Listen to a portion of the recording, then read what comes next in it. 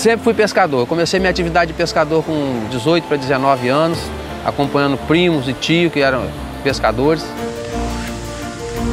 A alegria da minha vida é quando eu pego meu barquinho, vou pescar, agora eu vou para casa, tomo banho, fico lá concentrando minha rede, né? A mente fica tranquila. Boas antigamente era uma aldeiazinha de pescador, então a gente aqui morava na beirada da praia, né?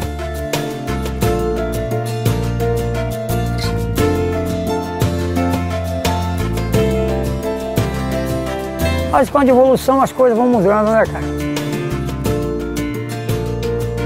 Para nós que exercemos a atividade no mar, a maneira que mais nos afetou é o grande volume do tráfego, das embarcações. Na década de 80, nós perdemos muitas redes, nas hélices dos rebocadores.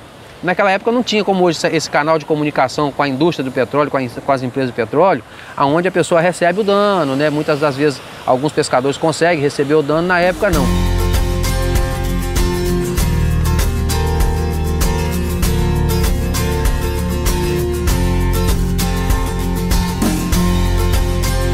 A gente começou no relacionamento com comunidade e a proposta era do IBAMA que a gente fizesse educação ambiental, né? Nos 8 municípios da Bacia de Campos. É uma educação que a gente acredita que eles consigam ir mais além para tentar melhorar ao máximo possível o ambiente deles aqui, né?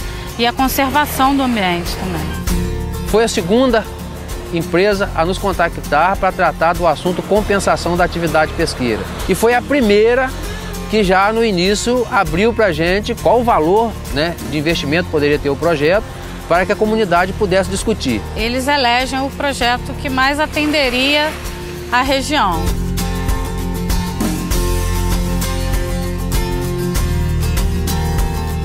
A grande importância da fábrica de gelo que vai estar beira-mar.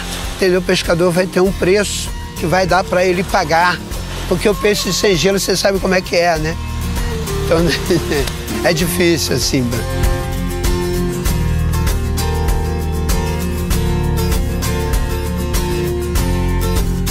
Nossa identidade é a partir do momento que a gente tem a nossa casa.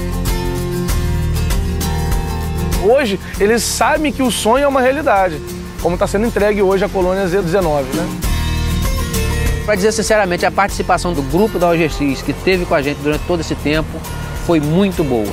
Aquilo ali não está só, vamos botar aí, tantos quilos de ferragem ou tantos metros cúbicos de concreto, mas existe todo um sonho, né? A OGX é uma empresa de integração e uma empresa de cooperação. É por isso que tem essas realizações aqui junto com a sociedade e algumas comunidades que nós selecionamos primeiramente.